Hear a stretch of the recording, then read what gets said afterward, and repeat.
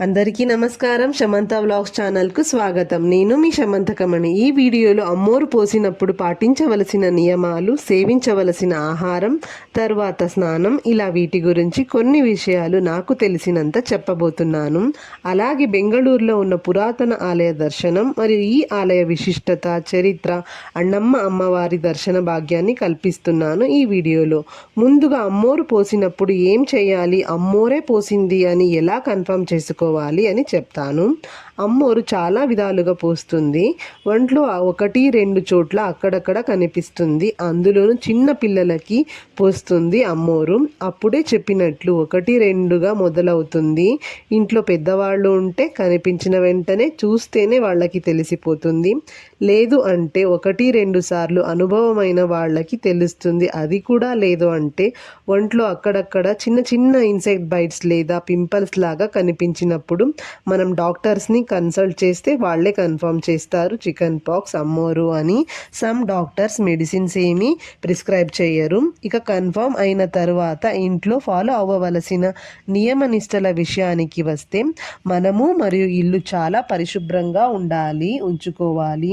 అలాగే ఎవరిని ఇంటికి మనం వెళ్ళకూడదు. మన ఇంటికి ఎవరిని పడితే వాళ్ళని, అందులోనూ అంటుముట్టు ఉన్న వాళ్ళని ఈ టైంలో ఇంట్లోకి రాకపోవడమే మంచిది అని చెప్తారు పెద్దవాళ్ళు. నీట్ అండ్ హైజీన్గా ఉండాలి.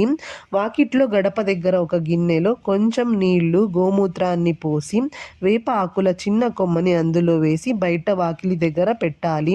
బయట నుంచి ఇంటి సభ్యులు లోపలికి వచ్చేటప్పుడు బయట కాళ్ళు కడుక్కొని, సాధారణంగా బయట ట్యాప్స్ ఉంటాయి కదా ప్రతి ఇంట్లో ఈ రోజుల్లో, ఆ తర్వాత ఈ వాటర్ని వేప ఆకుల కొమ్మతో జల్లుకుని రావాలి.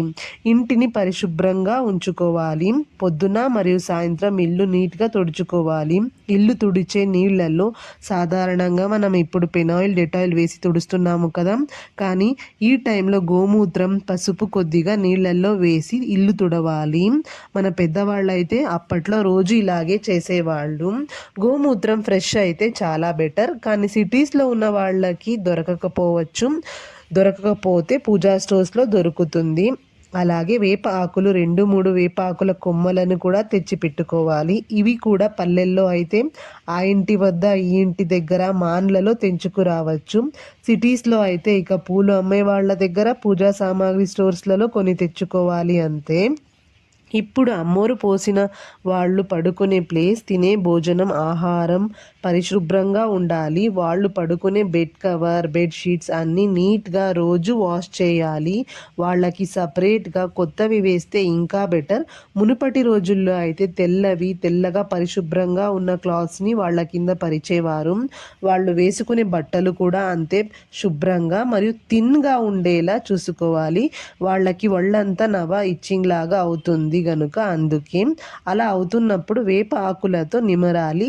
పెద్దవాళ్ళు అయితే వాళ్ళే నిమురుకోవాలి. ఒక 2 చిన్న వేప ఆకుల కొమ్మలని వాళ్ళ తలదిండు కింద మరియు బెడ్ కవర్ పైన మరియు కింద పెట్టుకోవాలి. నేల మీద వేప ఆకులను పరుచుకొని, చాప మీద పరుచుకుని పడుకునే వాళ్ళు ముందైతే, కానీ ఇప్పుడు అంత కఠినంగా పాటించడం కష్టం గనుక ఇప్పటి వాళ్ళు ఫాలో అవ్వడం కూడా కష్టమే. అందుకని ఇలా చేస్తారు. ఇక అమ్మోరు పోసిన వాళ్ళ స్నానం విషయానికి వస్తే, రోజు వాళ్ళకి ఇలా వేప ఆకులు, గోమూత్రం కొద్దిగా ఫ్రెష్ అయితే మాత్రమే వాడండి. లేకపోతే దానికి బదులుగా 2 స్పూన్ల వాటర్ వాడండి. 1/2 స్పూన్ అంత పసుపు కూడా వేసి పేస్ట్ చేసుకుని మిశ్రమాన్ని వంటికి పట్టించుకుని, అంటే అప్లై చేసుకుని డ్రై అవ్వగానే స్నానం చేయించాలి. స్నానం చేసే నీళ్ళల్లో కూడా కొన్ని వేపాకులను వేసి కాంచిన వేడి నీళ్లను స్నానం పోసుకునే నీళ్ళల్లో వేయాలి. 5 రోజులు ఇలా చేయాలి. ఇలా చేసిన తర్వాత తగ్గిపోతుంటుంది 5 రోజులకి. ఇప్పుడు వీళ్ళు సేవించవలసిన ఆహారం విషయానికి వస్తే, ఉప్పు, కారం, మసాలాలతో వండిన ఆహారం ఇవ్వకూడదు. అలాగే ఇంట్లో తాలింపులు కూడా వేయరాదు అని చెప్తారు. మరియు బయట అంటే అవుట్ సైడ్ హోటల్స్ ఫుడ్ ఇలా ఇవ్వకూడదంట, ఎందుకంటే హైజీన్ కోసమే. ఉప్పు, కారం, మసాలాలతో, తాలింపులతో వండిన ఆహారం ఆహారాన్ని ఇవ్వకూడదంట. ఎందుకంటే వాళ్ళకి బాడీంగ్ ఇచ్చింగ్ ఎక్కువ అవుతుంది గనుక అందుకే. మరి ఏమి ఇవ్వాలి అని అంటే పెరుగన్నం, పళ్ళు, పొంగలి, బెల్లం పొంగలి, రాగి పొంగలి, ఫస్ట్ మనం ఇంట్లో వండిన వంటలు కూడా వాళ్ళకే ఫస్ట్ వడ్డించాలి. ఎందుకంటే తరువాత తినడం, చెయ్యి తగలడం, అందరూ తిన్నాక వాళ్ళకి పెట్టడం ఇలా చేయకూడదు. ఎందుకంటే మళ్ళీ సేమ్ నీట్ అండ్ హైజీన్ కోసమే. ఎక్కువగా తంపు అంటే వంటికి చలవ చేసే ఆహారాన్ని వీళ్ళకి ఇవ్వాల్సి ఉంటుంది. మజ్జిగ, కొబ్బరి నీళ్ళు, పళ్ళ రసాలు, రాగి అంబలి ఎక్కువగా ఇస్తూ ఉండాలి. ఊళ్ళల్లో అయితే ఫ్రెష్గా చెట్టు నుండి దించి కల్లుని కూడా తాగడానికి ఇచ్చేవారట ఒకప్పుడు. 5 రోజుల తర్వాత చాలా వరకు అమ్మోరు దిగిపోయి ఉంటుంది. కొందరికి వళ్ళు వేడిగా ఉంటుంది, ఇంకొందరికి చల్లగా ఉంటుంది. అమ్మోరు పోసిన సమయంలో 5 రోజుల వరకు ఇంట్లో రకరకాల వంటలు, మాంసం వంటలు చేయరాదు, తాలింపు వేయరాదు, ఇంట్లో పూజ కూడా చేయరాదు అని చెప్తారు పెద్దవాళ్ళు. వీటన్నిటి వెనుక రీజన్స్ అండ్ సైంటిఫిక్ రీజన్స్ అయితే తప్పక ఉన్నాయి. నియమాలు ఊరికనే రాలేదు కదా. మొత్తం తగ్గిన తర్వాత అప్పుడు అమ్మవారి గుడి అంటే అమ్మోరు 5 రోజులకి తగ్గిపోతుంది. తగ్గిన తర్వాత మనం అమ్మవారి గుడికి వెళ్ళాల్సి ఉంటుంది. బెంగళూరులో అయితే అమ్మోరు పోసి తగ్గిన తర్వాత అన్నమ్మ గుడికి వెళ్ళడం అయితే mandatory. Bengaluru Annamma temple location గురించి చెప్పాలి అంటే నియర్ మెజెస్టిక్ సుబేదా ఛత్రం రోడ్లో గాంధీనగర్ కెంపేగౌడ బస్ స్టేషన్ దగ్గరలో ఉంటుంది. బస్సెస్, ఆటోస్, 2 వీలర్స్, 4 వీలర్స్లలో చేరుకోవచ్చు. గుడి టైమింగ్స్ విషయానికి వస్తే పొద్దున 6 గంటల నుండి రాత్రి 10 గంటల వరకు తెరిచి ఉంటుంది. ఇక అమ్మవారి గుడి కనుక ఈ గుడిలో కూడా మంగళవారాల్లో, శుక్రవారాల్లో, ఆదివారాలు మరియు అమావాస్య, పౌర్ణమి రోజుల్లో గుడి రద్దీగా ఉంటుంది. అలాగే విశేష పూజలు కూడా ఆ రోజు జరుగుతాయి. ఈ గుడి హిస్టరీ గురించి చెప్పాలి అంటే ముందుగా అమ్మవారు ఎలా ఉద్భవించారు అని తెలుసుకోవాలి. పూర్వం మునిస్వామి మరియు అన్నప్ప అనే వ్యక్తుల పొలంలో 7 రాళ్ల రూపంలో సప్తమాతృకలు ఉద్భవించారట. ఇప్పుడు గుడి ఉన్న స్థలంతా ఒకప్పుడు అడవి అట. అక్కడ పళ్ళ తోట ఉండేదట. మునిస్వామప్ప అనే అతను ఈ స్థలంలో నడుచుకుని వెళ్ళేటప్పుడు అక్కడ ఉన్న ఒక పళ్ళ చెట్టు నుండి అమ్మవారు మాట్లాడినట్టు అనుభవం కలుగుతుందట. అంతేకాదు ఆయనకి కలలో కూడా అమ్మవారు కనిపించిందట. అలాగే అప్పుడు ఇక్కడ అమ్మవారి శక్తి ఉంది అని తెలిసి అక్కడే గుడి కట్టి పూజలు అందించడం ఆరంభించారట. అలాగే అన్నమ్మ అని పేరు ఉండేదట. హన్నమ్మ అంటే ఫలం అని, పండు అని అర్థం.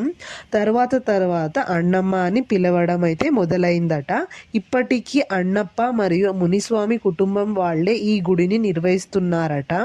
బెంగళూరుని కాపాడుతున్న ఈ గ్రామ దేవత అన్నమ్మ గుడికి చిన్న పిల్లలు అంటే న్యూ బోర్న్ బేబీస్ని 3 months లోపు, 3 months తర్వాత ఫస్ట్ ఎక్కడికి తీసుకుపోవడానికన్నా ముందు ఇక్కడికి వచ్చి అమ్మవారి ఆశీర్వాదం తీసుకుని మంచి ఆరోగ్యాన్ని ప్రసాదించమని దర్శనం చేసుకుంటారు. It's compulsory, mandatory. బెంగళూరు రెసిడెంట్స్కి అయితే బాగా తెలుసు ఈ విషయం.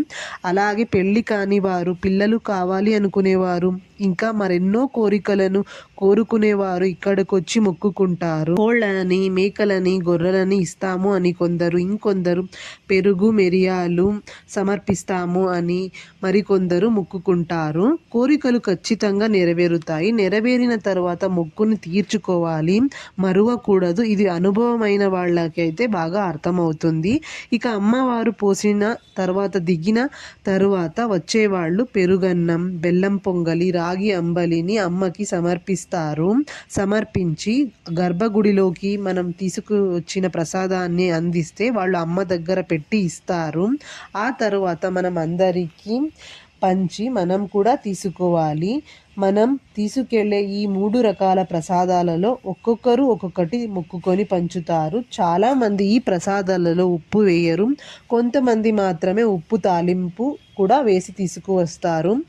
మనం పూజా సామాగ్రిని అయితే ఇంటి దగ్గర నుండి కూడా తీసుకుపోవచ్చు, లేదంటే గుడి కుడివైపు షాప్లో దొరుకుతాయి. అక్కడ కొంచెం అమౌంట్ అయితే ఎక్కువ చెప్తారు. పూజ సామాగ్రితో పాటు పెరుగు, రాళ్ల ఉప్పు, మిరియాలు తీసుకెళ్ళాలి. పెరుగు, రాళ్ల ఉప్పు, మిరియాలు ఫస్ట్ పూజ అని ఇక్కడ ఎంట్రెన్స్లో ఉన్న బిసులు మారమ్మకి ఇలా సమర్పించి పూజ చేసి తర్వాత అన్నమ్మ మరియు సప్తమాతృకలైన అక్కా చెల్లెళ్ళ దర్శనానికి లోపలికి క్యూ లైన్లో వెళ్ళాలి. ఇక్కడ చూడొచ్చు అన్నమ్మ అమ్మవారిని మరియు సప్తమాతృకలని గోపురం మీద చిత్రీకరించి ఉన్నారు. ఇప్పుడు క్యూ లైన్లో వెళితే అన్నమ్మ అమ్మవారిని, 7గురు అక్కా చెల్లెళ్ళైన సప్తమాతృకలని గర్భగుడిలో దర్శించుకోవచ్చు. ఈ గర్భగుడి అయితే ఆయతాకారం అంటే రెక్టాంగిల్ షేప్లో ఉంటుంది.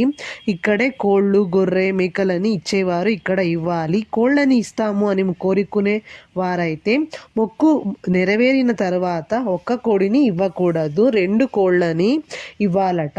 ఈ అమ్మవారికి నవరాత్రుల సమయంలో విశిష్టమైన పూజలు జరుగుతాయి. అలాగే బెంగళూరు కరగ సమయంలో ఈ అమ్మవారికి స్పెషల్ పూజ జరుగుతుంది. మరొక విషయం ఏమిటంటే ఈ ఆలయంలో ఉన్నంత ఉత్సవ మూర్తులు బెంగళూరులో ఉన్న ఏ ఆలయాల్లోనూ కూడా లేవట. 35 పైగా ఉత్సవమూర్తులు ఉన్న ఏకైక ఆలయం అంటే ఇదేనట. ఈ ఉత్సవమూర్తులని బెంగళూరులో చాలా ఏరియాస్ వాళ్ళు తీసుకెళ్ళి పూజలు జరిపించి ప్రసాదాలు పంచి అమ్మవారిని ఊరేగింపు చేసి మళ్ళీ ఇక్కడికి తీసుకువచ్చి వదులుతారు. అన్ని ఊర్లలో గ్రామదేవత ఉన్నట్టే బెంగళూరు గ్రామదేవత ఈ అన్నమ్మ దేవి. ముందు గర్భగుడిని 10వ శతమానంలో నిర్మించారట. ఆ తర్వాత ఈ గుడిని జీర్ణోద్ధారం చేశారట. మా చిన్న పాపని గర్భగుడిలోకి మరియు ప్రసాదాన్ని అమ్మ దగ్గర పెట్టించాము.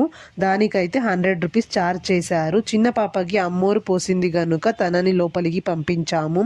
నేను తాలింపు వేయకుండా తీసుకెళ్ళిన పెరుగన్నంని, తీసుకెళ్ళిన ప్రసాదాన్ని మా పెద్ద పాపతో డిస్ట్రిబ్యూట్ చేయించాను. ముందు కన్నా ఇప్పుడు బయట బిసిలు మారమ్మ దగ్గర అంతా అప్పటికప్పుడు పూజ చేసిన తర్వాత వేస్ట్ని, ప్రసాదాల బౌల్స్ని అప్పటికప్పుడే 5 నిమిషాలలో క్లీన్ చేసేస్తూ ఉన్నారు. చాలా నీట్గా మెయింటైన్ చేస్తున్నారు. ఇప్పుడైతే బెంగళూరులో ఉన్న ఫేమస్ టెంపుల్స్ అండ్ చాలా పురాతన టెంపుల్లో ఒకటైన ఈ అన్నమ్మ గ్రామ దేవత ఆలయం విశిష్టత, గర్భగుడిలో ఉన్న అమ్మవార్ల దర్శనం, నాకు తెలిసిన విషయాలు అన్నీ మీతో షేర్ చేశాను. ఈ అమ్మవారి అనుగ్రహం అందరి మీద ఉండాలని ఆశిస్తూ ఈ వీడియో మీకు యూస్ఫుల్ అండ్ ఇన్ఫర్మేటివ్ అనిపిస్తే లైక్ చేసి మీ ఒపీనియన్స్ అండ్ మీకు తెలిసిన విషయాలని కూడా కమెంట్స్లో షేర్ చేయండి. అలాగే ఇలాంటి వీడియోస్ మిస్ కాకుండా ఉండాలి అంటే ఛానల్ని సబ్స్క్రైబ్ చేసుకోండి. Thank you for watching.